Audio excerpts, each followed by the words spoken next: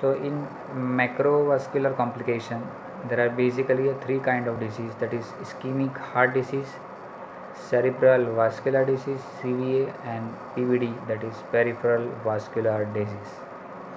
Diabetic patients have 2 to 6 times higher risk for development of this complication than general population or non-diabetic population. Mostly present at diagnosis. Next is hypertension and diabetes mellitus, so mostly present at the time of diagnosis and affect about 60% of total population of diabetic mellitus. Secondary to insulin resistance and increased risk for the retinopathy and nephropathy. Dyslipidemia in diabetes mellitus also one major complications of diabetes mellitus. Here, most commonly, abnormality is seen in HDL and triglyceride.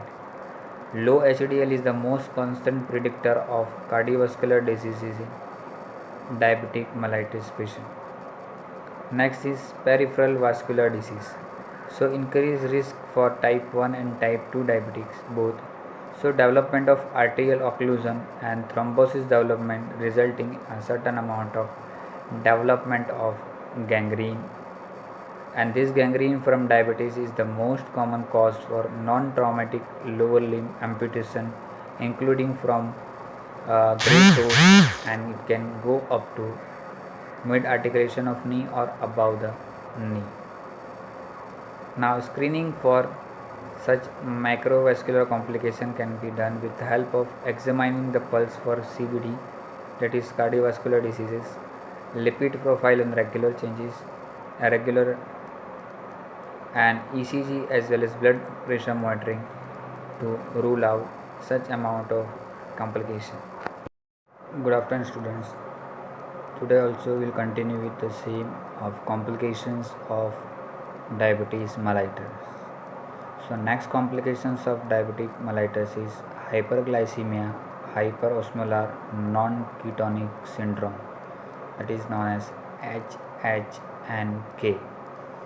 It is occur when there is insufficient insulin to prevent the hyperglycemia, but there is enough amount of insulin to prevent ketoacidosis.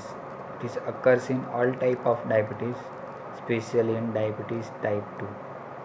It is a life-threatening medical emergency condition characterized by plasma osmolarity is 340 mOhm per liter or greater than normal range of 280 to 300. Blood glucose level is severely elevated between 600 to 1000 or sometime is reached up to more than 1500. It is undetectable ketonuria and absence of acidosis. So major difference from the diabetic ketoacidosis and HHNKS is a lack of ketonuria, because there is some residual ability to secrete the insulin in non-insulin dependent diabetes mellitus. Now clinical manifestation will include altered level of consciousness, that is from lethargy to coma. Neurological deficit will include about hyperthermia, motor and sensory impairment including seizures. Dehydration leads to dry skin and mucous membrane and extreme thirst. Now there are certain amount of major or macrovascular complication which will be seen in the next. Now microvascular complication will include about there is a specific long-standing hyperglycemia should be present, and both the type 1 as well as type 2 are susceptible for development of this microvascular complication. The duration of diabetes and quality of diabetic control are important determinant factor of development of microvascular abnormalities. In that, first one is diabetic retinopathy, and it is affecting more than 60% of type 2 diabetes population. Slowly it is progressive, irreversible and vision loss. That is also called as cotton wool spots present inside the retina. Damage to the tiny blood vessels of the retina will lead to development of microaneurysms, scattered exudates, cotton wool spot less than 5 and venous dilatation. Next one is diabetic nephropathy. So diabetic nephropathy is also defined by the persistent albuminuria, that is more than 300 milligram per day, decrease in the glomerular filtration rate, that is GFR, and rising blood pressure level.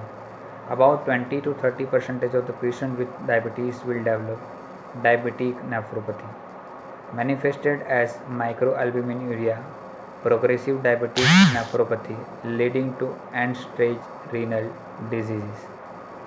Now, treatment to prevent the progression to diabetic neuropathies are: all diabetic patients should be screened annually for microalbuminuria, tight glycemic control, and management of the blood pressure.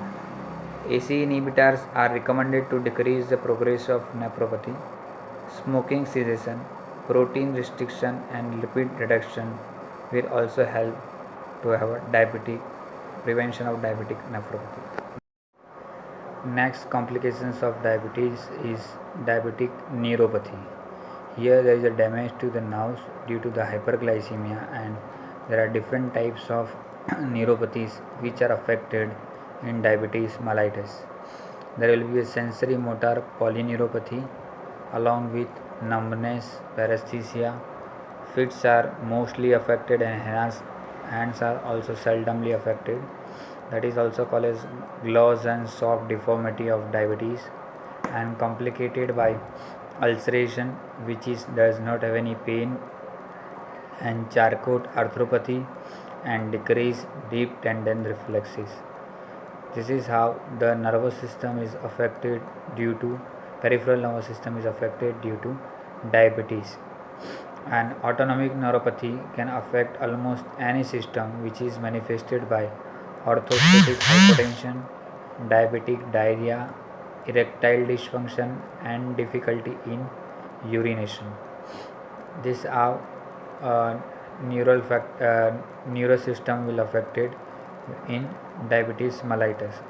Now, especially for the sensory deficit, there is a laser in physiotherapy department having a highest level of recovery with the help of laser, and ultimately it helping to get sensation back by development of sensory or regeneration started by sensory nerve, and healing is caused by effect of laser. This is how pure clinical management will be done with the help of different kind of uh, diet and exercise, medications, and insulin therapy.